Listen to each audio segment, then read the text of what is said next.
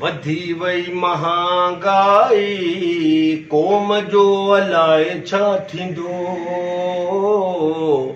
वधी वई महांगाई क़ौम जो अलाए छा थींदो ढोर ढगा विया सभु खपी बाक़ी बचो गंजी ऐं कछो वधी वई महांगाई क़ौम जो कहिड़ो ई छॾ करे लिकी था वञो इहा किनी आदत अथव वरी हेॾो फिरी आयो आहे छा अरे भाई हिकिड़े पासे बि छॾ कर न मवारनि खे थो बेज़ार करी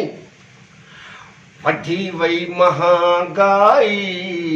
क़ौम जो अलाए छा थींदो अरे कहिड़ो ई कंहिं महिल हेॾां थो छॾे करी कंहिं महिल हेॾां थो छॾे करी कंहिं महिल साम्हूं बीठो आहीं दिमाग़ त ठीकु अथई न पाण खे वॾो दाना थो सम्झी आहियां छो दुनिया मूंखां वठण ईंदी आहे छलाहूं चङो भला हिकिड़ो सुवालु कयईं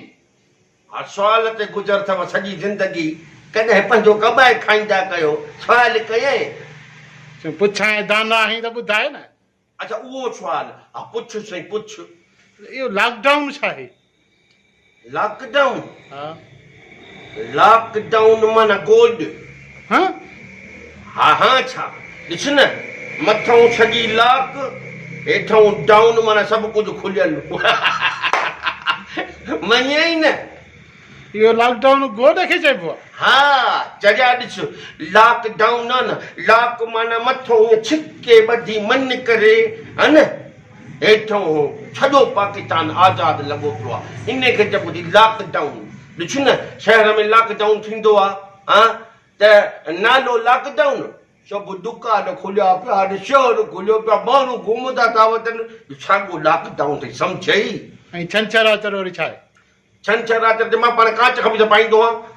सम्झी थो न ॻाल्हि खे छंछरु आतरु वरी लॉकडाउन न आहे हूंदो इन जे करे कांच खमीस में माण्हू हथी कोन हूंदो आहे अच्छा अच्छा कारा सभु गॾु थियनि तोखे भला तकलीफ़ आहे छा चङो भला ई अंग्रेज़ी में हिकिड़ो सुवालु कयईं हा पोइ पढ़ियल हा अंग्रेज़ी बचे थी छो अचई थो हा चङो ॿुधाए भला अंब खे छा चइबो आहे अंब खे चइबो मैंगो हा ऐं अंबड़ीअ खे अंबड़ीअ खे मेंगड़ी मेंगड़ी